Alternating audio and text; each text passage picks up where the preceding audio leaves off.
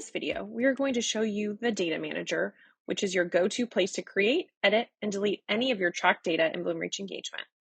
Let's start with a view of a single customer record.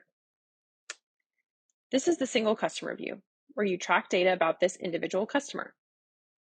The data you capture in the customer profiles, such as this one, is fully customizable in Bloomreach engagement. You define it in the Data Manager. Navigate there through Data and Assets, and then Data Manager. The Data Manager consists of our 4 sections. Here, you manage the customer properties, the event attributes, and definitions. In the last section, you can map the naming of your tracked data so Bloomreach engagement can recognize how you structure the data in your project.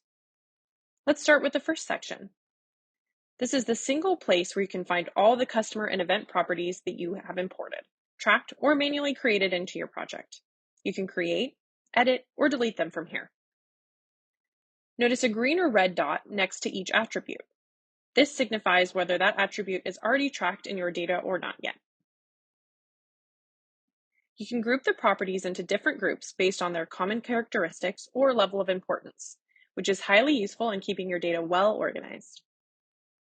This grouping will be reflected in the other areas of the Bloomreach engagement app, such as in the individual customer profiles or customer filters. You have many other options there. For example, you can change the data type here. This defines how Bloomreach engagement treats this customer property. If you are unsure which data type is the correct one, you can read more on this topic in the documentation.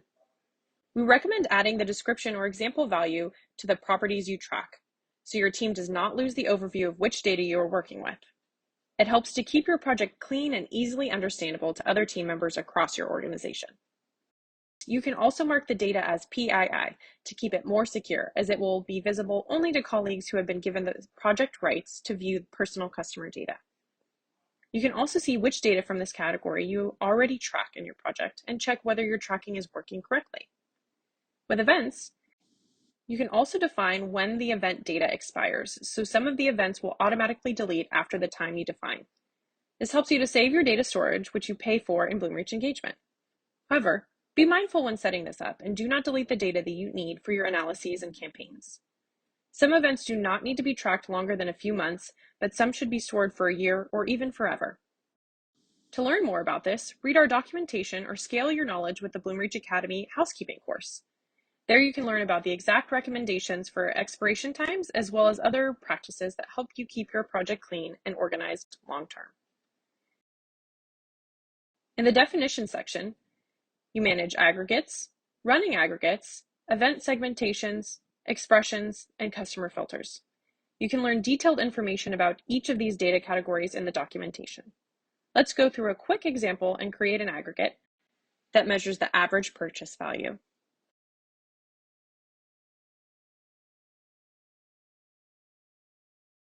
This value will now show inside every customer record. It will be automatically tracked for each customer. Lastly, you have the mapping part in Data Manager, where you map your tracked events and customer properties so Bloomreach engagement can recognize the structure of your data accordingly. You can find detailed instructions on data mapping in the documentation.